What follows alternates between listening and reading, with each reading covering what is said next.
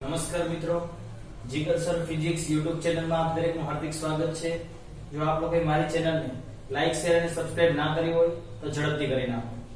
આજે આપણે ધોરણ 11 ચેપ્ટર નંબર 2 માપન તથા એકમ એની અંદર આગળ વધીશું। આગળનો ટોપિક માપનની ચોકસાઈ અને સચોટતા। હવે પહેલા ચોકસાઈ કોને કહેવાય, સચોટતા કોને કહેવાય, આના આધારે ઘણા બધા એમસીક્યુ આવતા હોય તો આપણે સમજીએ ચોકસાઈ કોને કહેવાય। તો ચોકસાઈ એટલે કોઈ રાશિનું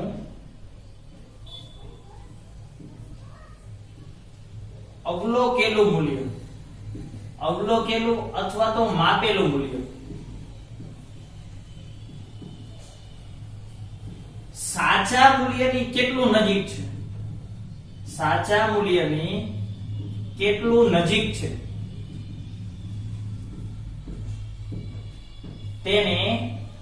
તેની ચોકસાઈ કહેવાય। બરાબર સમજો। એક ઉદાહરણ લઈ એટલે ફટાફટ વ્યાખ્યા સમજાશે।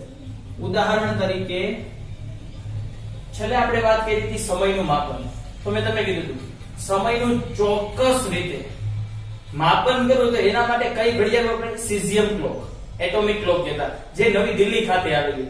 ધારો કે તેમાં હાલનો સમય, એ સીઝિયમ ક્લોકમાં ધારો કે હાલનો સમય એ કંઈક આવો દર્શાવે છે, એવું ધારી લે। ધારો કે આવો દર્શાવે છે સમય 4 કલાક 15 મિનિટ અને 25 સેકન્ડ, આવો દર્શાવે છે। આપણને ખબર છે સીઝિયમ ક્લોક સૌથી સાચો સમય આપે છે, બરાબર। એટલે સીઝિયમ ક્લોકનો સમય આવો છે, સીઝિયમ ક્લોકનો જે સાચો સમય આપે છે, બરાબર। પરંતુ હું જોઉં છું કે ભાઈ એક હરેશ નામનો વ્યક્તિ છે એ પોતાની ઘડિયાળમાં જોવે છે, તો હરેશને પોતાની ઘડિયાળનો સમય કંઈક આવો દર્શાવે છે 4 13 મિનિટ અને 20 સેકન્ડ, આટલો સમય દર્શાવે એની ઘડિયાળ। કોઈ બીજો વ્યક્તિ છે દિવ્યેશ, તો ઈ પોતાની ઘડિયાળનો સમય જોવે છે અને એને પોતાની ઘડિયાળમાં આટલું દેખાય છે 4 12 મિનિટ અને 22 સેકન્ડ। થોડી ઘણી આગળ પાછળ હોય તો આપણને ખબર જ હોય। તો હવે સમજો બરાબર શું કહેવા માંગે, શું કહે છે ચોકસાઈ એટલે કોઈ રાશિનું અવલોકેલું, અવલોકેલું એટલે માપેલું, જોયેલું હોય એવું મૂલ્ય એ સાચા મૂલ્યની કેટલું નજીક છે એને એની ચોકસાઈ કહેવાય। ખરેખરનો સમય આટલો છે 4 કલાક 15 મિનિટ અને 25 સેકન્ડ, પણ હરેશને પોતાની ઘડિયાળમાં આટલો સમય, દિવ્યેશને પોતાની ઘડિયાળમાં આટલો સમય દેખાય છે। હવે જો તો ખરેખર આટલા વાગેલા છે, તો આટલો આ જે મૂલ્ય રહ્યું એ સાચું મૂલ્ય કહેવાય। આ અવલોકેલા મૂલ્ય છે બે, એવું ન હોય ફરજિયાત બે જ મૂલ્ય હોય, ગમે તેટલા અવલોકેલા મૂલ્ય હોઈ શકે। તો એમાંથી સૌથી નજીકનું મૂલ્ય કયું, સાચા મૂલ્યની નજીક હોય એવું। અહીં 4 ને 15 ને 25 સેકન્ડ છે, અહીં 4 13 ને 20, અહીં 4 12 ને 22, તો આ બંનેમાં આ મૂલ્ય રહ્યું આનું વધારે નજીક કહેવાય, આ મૂલ્યની વધારે નજીક કહેવાય આ મૂલ્ય। અહીંયા 2 જ મિનિટનો ગેપ છે અને સેકન્ડમાં તો જે હોય તે 2 જ મિનિટનો ગેપ, અહીંયા 3 મિનિટનો ગેપ છે, તો વધારે નજીક કયું મૂલ્ય થયું આ। તો આની ચોકસાઈ, આના ઘડિયાળની ચોકસાઈ વધુ કહેવાય દિવ્યેશની ઘડિયાળ કરતા, દિવ્યેશની ઘડિયાળની ચોકસાઈ ઓછી કહેવાય। સમજાણું મિત્રો? એવું ન હોય સમય માટે જ આવું લેશે, કોઈ પણ ભૌતિક રાશિ એવી રીતે લંબાઈ હોય। દાખલા તરીકે કોઈ વ્યક્તિ લંબાઈનું માપન કરે છે, આ પેનની લંબાઈ માપે છે, પેનની ખરેખર લંબાઈ દાખલા તરીકે 5 સેન્ટીમીટર હોય, કોઈ હરેશને કીધું ભાઈ આની લંબાઈ માપ, એ લંબાઈ માપે છે 5.1 સેન્ટીમીટર, દિવ્યેશને કીધું આની લંબાઈ માપ, એ લંબાઈ માપે છે 4.8 સેન્ટીમીટર, ખરેખર લંબાઈ 5 સેન્ટીમીટર, એકે માપી 4.8, એકે માપી 5.1, તો વધારે નજીક કોણ થયું 5.1, તો 5.1 ની ચોકસાઈ વધારે કહેવાય, જેનું મૂલ્ય ઓછું નજીક હતું એની ચોકસાઈ ઓછી કહેવાય। તો આ આદી ચોકસાઈ કમ્પ્લીટ। હવે આપણે સચોટતા કોને કહેવાય ઈ જોઈએ। સચોટતા તો સમજો, સચોટતા એટલે કોઈ રાશિનું, કોઈ પણ રાશિ છે એનું માપન, કોઈ રાશિનું માપન કેટલી સીમા સુધી કરેલું છે, કેટલી સીમા કે એને બોલાય વિભેદન. વિભેદન સુધી કરવામાં આવે છે તેને તેની સચોટતા કહે છે. તેની શું કહેવાય? સચોટતા. પેલા આપણે એક ઉદાહરણ લઈએ એટલે આ ખબર પડશે કે સીમા અને વિભેદનનો અર્થ શું થાય. આ જ ઉદાહરણ લઈએ. દાખલા તરીકે હાલનો જે સમય છે, હાલનો સમય એ સીઝિયમ ક્લોકમાં દાખલા તરીકે આટલો જ દેખાય છે, 4 કલાક 15 મિનિટ અને 25 સેકન્ડ છે, બરાબર. હવે આપણે બીજા બે વ્યક્તિના ઉદાહરણ લઈએ. દાખલા તરીકે કોઈ એક છોકરો છે, એક વિદ્યાર્થી, એને મેં પૂછ્યું કે ભાઈ તારી ઘડિયાળનો સમય કે, તો એ વિદ્યાર્થી પાસે દાખલા તરીકે એક ઘડિયાળ છે કે જેમાં એને સેકન્ડનો કાંટો છે અને એવી ઘડિયાળો આવે છે, આપણને ખબર છે. તો એ વિદ્યાર્થી પોતાની ઘડિયાળમાં સમય જોઈ અને કહે છે કે સાહેબ મારી ઘડિયાળમાં 4:17 મિનિટ થઈ. એની આગળ સેકન્ડ કાંટો નથી એટલે સેકન્ડ નહીં કહીએ કે, સમજો છો? એટલે એને શું કીધું? 4 કલાક ને 17 મિનિટ થઈ. ચાલો બીજા વિદ્યાર્થીને પૂછ્યું આપણે. બીજો એક વિદ્યાર્થી, એને પૂછ્યું કે તારી ઘડિયાળમાં કેટલા વાગ્યા? ઈ ભાઈ પાસે ડિજિટલ ઘડિયાળ, ઓલી એલાર્મ ક્લોક આવે એની, બરાબર. એટલે ઉપર સમય, એને કલાક, મિનિટ અને સેકન્ડ બધુંય દર્શાવે છે. એટલે એ વિદ્યાર્થીએ કીધું સાહેબ મારી ઘડિયાળમાં 4 કલાક 16 મિનિટ અને 20 સેકન્ડ થઈ છે. એને આવું કીધું. એને કલાકે કીધી, મિનિટે કીધી, કારણ કે એની ઘડિયાળમાં સેકન્ડ પણ હતી. રેડી? હવે સમજો સચોટતા કોને કહેવાય? સચોટતાનો અર્થ શું? કોઈ પણ રાશિનું માપન, માપન એટલે આ કહેવાય. ઈ કેટલી સીમા કે વિભેદન સુધી કરવામાં આવે. હવે સમજો આમાં હાલના સમયે કઈ લેવા દેવું? સીમા એટલે લિમિટ, અંતિમ લિમિટ શું છે? આમાં જો આ વિદ્યાર્થી જોવે છે છેલ્લે તે ક્યાં સુધી જવાબ આપી શકો? મિનિટ સુધી. સેકન્ડમાં જવાબ ન આપી કોઈ, એટલે આનું વિભેદન મિનિટ સુધી જ છે. બીજા વિદ્યાર્થીએ જવાબ આપ્યો એ મિનિટે કીધી, સેકન્ડે કીધી. આ વધુ ને વધુ હજી લિમિટ સુધી ગયો, વધુ ને વધુ આગળ સીમા સુધી એને જવાબ આપ્યો, સેકન્ડમાં જવાબ આપ્યો એને. તો આની સચોટ માપ કયું કહેવાય? Second perfect. એટલે આની સચોટતા વધારે કહેવાય, આની સચોટતા ઓછી કહેવાય. સમજાણો અર્થ? હવે હું ચોકસાઈની વાત કરું, બંનેમાં ચોકસાઈની વાત, તો જો તો ચોકસાઈ એટલે શું હતું? કે માપેલું મૂલ્ય સાચા મૂલ્યની વધુ નજીક હોય એની ચોકસાઈ વધારે કહેવાય. હવે આમાં 4 ને 17 થઈ, આમાં 15 થઈ, અને આમાં 4 ને 16 થઈ. તો અત્યારે આ બે વાત વિચારવા જાવ નજીક તો આ થાય. તો આની અત્યારની પરિસ્થિતિ મુજબ ચોકસાઈ પણ વધુ કહેવાય, ચોકસાઈ વધુ કહેવાય. આની ચોકસાઈ ઓછી કહેવાય. આવું હોત તો અહીંયા 16 હોત અને અહીંયા 17 હોત, તો આની સચોટતા તો વધુ જ થાય. સચોટતા એટલે ઈ વધુ ને વધુ કેટલો ઊંડે સુધી જવાબ આપી શકો? કલાક, મિનિટ ને સેકન્ડમાં જવાબ આપ્યો, અને કલાક ને મિનિટમાં જવાબ આપ્યો. એટલે આની સચોટતા તો ઓછી થાય, સચોટતા વધુ થાય. પરંતુ આની ચોકસાઈની વાત કરી તો ચોકસાઈમાં શું આવે? કે માપેલું મૂલ્ય વધુ નજીક હોવું જોઈએ સાચા મૂલ્ય. તો આમાંથી નજીકનું કોણ થાય?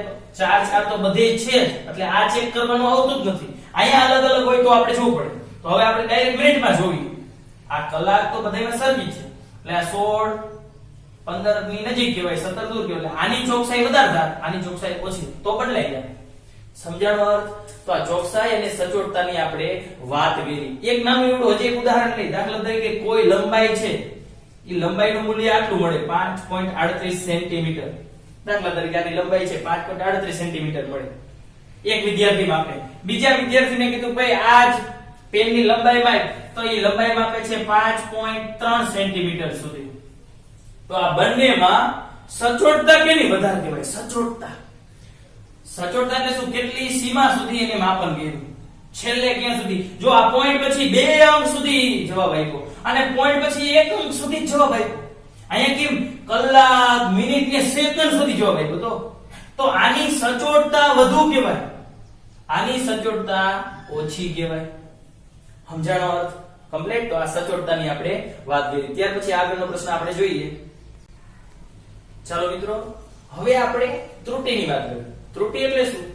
આપણે જોયું કે સાચું જે મૂલ્ય હોય એના કરતા આપણે જે માપન કરીએ, આપણે કે તમે કોઈ પણ માપન કરી, તો ક્યારેક ને ક્યારેક કોઈ પણ કારણસર ઈ માપમાં કઈ ખામી રહી જાય, ઈ ખામી રહી જાય એને કહેવાય ત્રુટિ. દાખલા તરીકે આપણે જોઈ હમણાં હાલનો સમય હતો, જે સાચો સમય હતો એના કરતા હરેશ અને દિવ્યેશની ઘડિયાળમાં સમય અલગ અલગ હતો. તો ઈ કોઈ પણ કારણસર ઈ સમય સાચો નહોતો, એનું કોઈ પણ કારણ હોઈ શકે. ઈ સાધનમાં ખામી હોય અથવા એને જોવામાં ભૂલ કરેલી હોય, કોઈ પણ કારણસર કોઈ પણ કારણ હોઈ શકે. તો ઈ જે ખામી ઉદ્ભવે એને આપણે ત્રુટિ કહીશું. બરાબર છે? એવી રીતે સમયના માપનમાં ઉદ્ભવતી હોય, લંબાઈના માપનમાં પણ ઉદ્ભવે, કોઈ પણ રાશિનું માપન કરતા હોય તો ઈ રાશિને જોવામાં ત્રુટિ ઉદ્ભવે. અને આવી ત્રુટિ બે પ્રકારની હોય, એક વ્યવસ્થિત ત્રુટિ અને બીજી અવ્યવસ્થિત ત્રુટિ. વ્યવસ્થિત ત્રુટિ કઈ રીતે ઉદ્ભવે આની કોઈ વ્યાખ્યા નથી, પણ કઈ રીતે ઉદ્ભવે એ આપણે જોઈએ. અને અવ્યવસ્થિત ત્રુટિ કઈ રીતે ઉદ્ભવે એ આપણે જોઈશું. વ્યવસ્થિત ત્રુટિ રહી ઈ ધન અથવા ઋણ જ હોય, એનું મૂલ્ય કાં ધન હોય કાં ઋણમાં હોય. જોઈશું આપણે શું કહેવા માંગે છે. બરાબર? અને વ્યવસ્થિત ત્રુટિ કઈ રીતે ઉદ્ભવે તો આપણે જોતા જઈએ. ત્રણ રીતે ઉદ્ભવવાની શક્યતા છે વ્યવસ્થિત ત્રુટિ. એક સાધનની ત્રુટિ, પ્રયોગ પદ્ધતિમાં ત્રુટિ, પ્રયોગ પદ્ધતિમાં ત્રુટિ અને વ્યક્તિગત ત્રુટિ. સમજો શું કહેવા માંગે. એટલે વ્યવસ્થિત ત્રુટિ ધન અથવા ઋણ જોઈએ અને એ આ ત્રણ રીતે ઉદ્ભવી શકે. આવી રીતે જે ત્રુટિ ઉદ્ભવે એ દરેક ત્રુટિને કહેવાય વ્યવસ્થિત ત્રુટિ. બરાબર? હવે સાધનની ત્રુટિ આપણે ઉદાહરણ સમજશું તો ફટાફટ ખ્યાલ આવશે. સાધનની ત્રુટિ સમજો. દાખલા તરીકે આપણે આપણો વજન કરવો, આપણું દળ ચેક કરવું, એટલે આપણે વજન કાંટા ઉપર ઉભા રહીશું. પણ સમજો કે વજન કાંટો રહ્યો એના ઉપર આપણે ઉભા રહી, એ પહેલેથી જ તમને એની ડિસ્પ્લે ઉપર આવી રીતે કંઈક અંક દર્શાવે છે, અંક દર્શાવે છે પહેલેથી જ. આપણે હજી ઉભા નથી છતાં પણ પહેલેથી આવી રીતે કંઈક અંક દર્શાવે છે. અને પછી આપણે ઉભા રહીશું તો આપણને આપણું દળ જે જોવા મળશે એ સાચું મળશે નહીં. કેમ? કારણ કે સાધનમાં પહેલેથી જ કંઈક ખામી હતી, ડિસ્પ્લેમાં 00 દર્શાવે, પછી તમે ઉભા રહ્યો તો જ આપણું સાચું દળ મળે. પણ એ સાધનમાં જ કંઈક ખામી હશે જેના લીધે પહેલેથી 0.5 દર્શાવે છે, કોઈ પણ દર્શાવે, એના લીધે આપણું દળ ખોટું જાણવા મળે. બરાબર છે? એટલે સાધનની કંઈક ખામી હોય તો એના લીધે, એટલે કે વજન કાંટાની ડિસ્પ્લેમાં કંઈક ખામી હોય, એવું ફરજિયાત નથી, કોઈ પણ ખામી. બીજું એક ઉદાહરણ જોઈએ. દાખલા તરીકે આપણે થર્મોમીટરની મદદથી તાપમાનનું માપન કરીશું, પરંતુ ધારી લ્યો કે થર્મોમીટરના અંકનમાં ભૂલ છે. અંકનમાં એટલે એના ઉપર જે અંક લખેલા હોય એના માપનમાં જ કંઈક ભૂલ છે, પહેલેથી જ ખામી રહી છે. ફોર એક્ઝામ્પલ લખેલું છે 10 ડિગ્રી, 11 ડિગ્રી, 12, 13, 14, 15, 16 પછી ડાયરેક્ટ 18 ડિગ્રી, 17 ડિગ્રી લખવાનું ભૂલી ગયા. હવે વિચારો, આપણે કોઈ પણ પદાર્થનું તાપમાન માપશું, થર્મોમીટર એમાં મૂકશું અને આપણને સીધું 18 ડિગ્રી દર્શાવશે તાપમાન, તો ખોટું જ મળશે ને, કારણ કે 17 ડિગ્રી તો વચ્ચે હતું જ નહીં. અંકનમાં ભૂલ થઈ ગઈ, સાધનમાં પહેલેથી જ ખામી હતી. તો આવી જે બધી ખામી હોય, સાધનની ખામી, તો એને કહેવાય સાધનની ત્રુટિ. અને આવી ત્રુટિને આપણે વ્યવસ્થિત ત્રુટિ કહી શકીએ. સમજાય છે? એવી જ રીતે કોઈ સ્કેલ માપ હોય, એના અંકનમાં પણ ભૂલ કરેલી હોય, અથવા તો પેલો છેડો ઘસાઈ ગયો હોય, અથવા તો તૂટી ગયો હોય, પહેલેથી જ એવું આવ્યું હોય સાધન ખરાબ, તો પણ આપણે માપન કરીએ એની મદદથી તો પણ ખામી ઉદ્ભવે. રેડી? ચાલો ત્યાર પછી બીજું જોઈએ. પ્રયોગ પદ્ધતિમાં ત્રુટિ. પ્રયોગ કરવાની જે પદ્ધતિ હોય એમાં ત્રુટિ હોય. દાખલા તરીકે કોઈ વ્યક્તિનું તાપમાન, એના શરીરનું તાપમાન આપણે ચેક કરવું છે. ઉદાહરણ જ લઈશું આપણે એટલે ફટાફટ ખબર પડશે. દાખલા તરીકે કોઈ વ્યક્તિના શરીરનું તાપમાન ચેક કરવું, તો એ તાપમાન ચેક કરવું હોય, આપણે એના મોઢામાં થર્મોમીટર મૂક્યું, બરાબર છે, અને તમને કંઈક તાપમાન મળ્યું. પરંતુ પ્રયોગ કરવાની પદ્ધતિમાં કંઈક ખામી હોય અને કોઈ વ્યક્તિ મોઢામાં મૂકવાને બદલે એ વ્યક્તિની બગલમાં રાખીને તાપમાનનું માપન કરે, તો જો પ્રયોગ કરવાની પદ્ધતિમાં ત્રુટિ આવી, કારણ કે બગલમાં મૂકીને જો કોઈ વ્યક્તિનું તાપમાન માપવામાં આવે તો એનું જે શરીરનું તાપમાન હોય એના કરતા હંમેશા થોડું ઓછું તાપમાન હોય, એટલે ખામી આવશે. ઓરિજિનલ જે સાચું તાપમાન છે એ તમને મળશે નહીં. સમજાણો અર્થ? એટલે એની પ્રયોગ કરવાની પદ્ધતિમાં જ ભૂલ હતી કે ભાઈ શરીરનું તાપમાન આપવું હોય તો તમે એના મોઢામાં થર્મોમીટર મૂકો તો તમને એના શરીરનું તાપમાન સાચું મળશે, પરંતુ પ્રયોગ કરવાની પદ્ધતિમાં કઈ ખામી હતી અને એ ભાઈ બગલમાં મૂકી અને તાપમાન માપે છે. એટલે શરીરના તાપમાન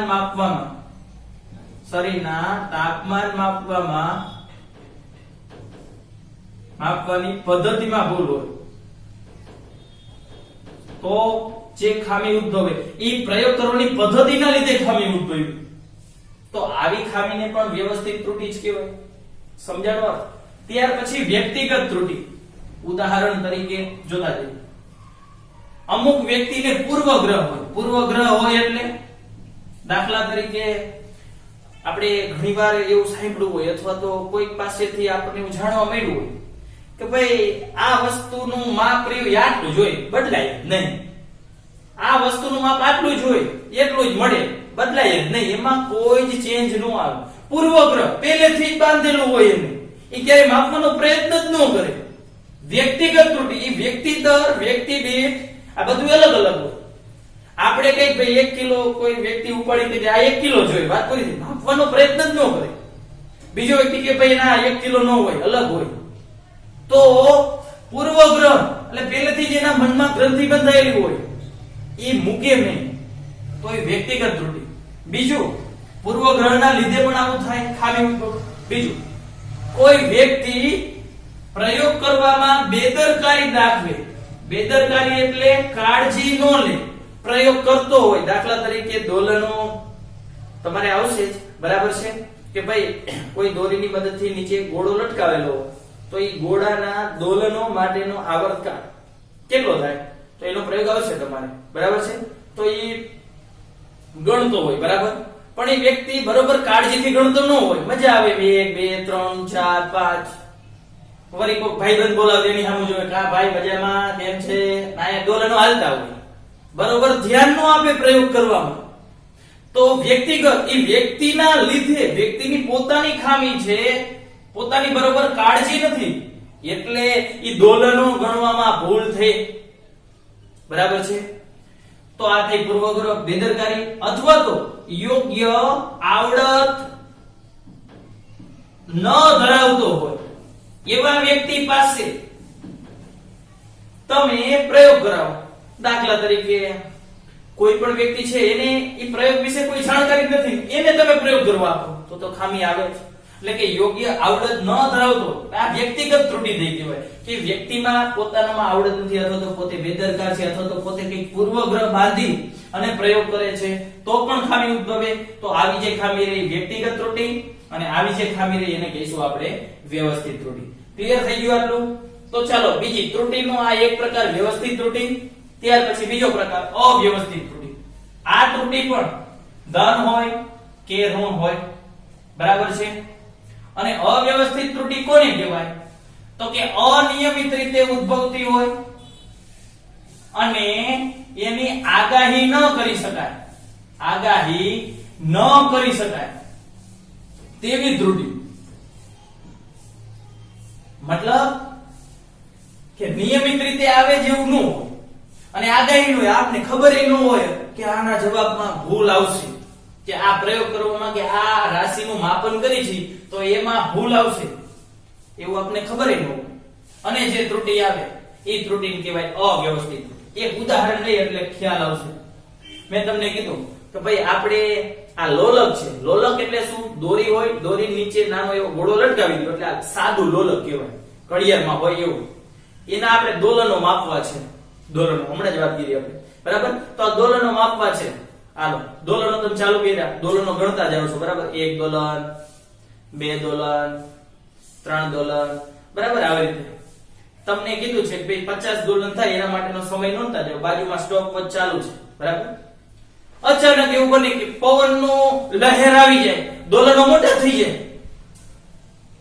તમે ફરીવાર ગણતરી શરૂ કરશો, ભાઈ પવનની લહેર આવી ગઈ સાહેબ, આ તો અમુકના દોલનો વધારે વધી ગયા, તો એ નો ચાલે કે ભાઈ એના જે આપણે એકવાર થોડુંક બળ આપી અને જે દોલનો થાય એનો સમય માપવાનો છે. આ તો બહારથી પવને આવીને ધક્કો માર્યો, ફરીવાર દોલનો ગણવાની શરૂઆત કરી, તો બીજી વાર શું નક્કી છે પવનની લહેર આવશે? અથવા તો એક જ વાર આવી હતી તો આ વખતે 5 વારી આવે. કેટલી લહેર આવે એનો નેઠો નથી. અનિયમિત રીતે પવન આવે તો આગાહી જ ન હોય, આપણે ખબર જ હોય કે પવનની લહેર આવશે અને ખામી ઉદ્ભવે. સમજાણું? એટલે કે દોલનોના માપનમાં પવનની લહેર આવવી, જેના લીધે દોલનો મોટા થઈ જાય અને દોલનોના આવર્તકાળ માપવામાં ત્રુટિ આવે. આવર્તકાળમાં ત્રુટિ આવે. આ નક્કી ન હોય, દર વખતે આવે પવનની લહેર. એ ગમે ત્યારે આવે, નિયમિત રીતે તો હોય જ નહીં કે પવન આવ્યા જ રાખશે. ગમે ત્યારે આવે. અને એવું નથી કે પવનના લીધે એકને એક વ્યક્તિને કીધું કે ભાઈ હાલ આ વ્યક્તિનું વજન માપ. એક વ્યક્તિને વજન કાંટા ઉપર ઉભો રાખ્યો, બરાબર છે. વ્યક્તિનું માપન હું જ કરું છું, દળનું માપન હું માપું. પહેલી વાર માપ્યું 60 કિલો આવ્યું, ઉતરી જા ભાઈ. ફરી વાર બીજી વાર ચડ ઉપર, બીજી વાર હું માપન કરું તો એવું ફરજિયાત નથી 60 કિલો જ આવે. 60.1 કિલો આવે, 59.9 કિલો પણ આવે. વેરિએશન એમને પણ આવી શકે. નિયમિત ન હોય, આગાહી ન હોય આપણને, અને એવી ત્રુટિ ઉદ્ભવે તો એવી ત્રુટિને આપણે કહીશું અવ્યવસ્થિત ત્રુટિ. અને આવી બધી જે ત્રુટિઓ છે એને કઈ રીતે ગણાય તે આપણે નેક્સ્ટ લેક્ચરમાં ચર્ચા કરીશું.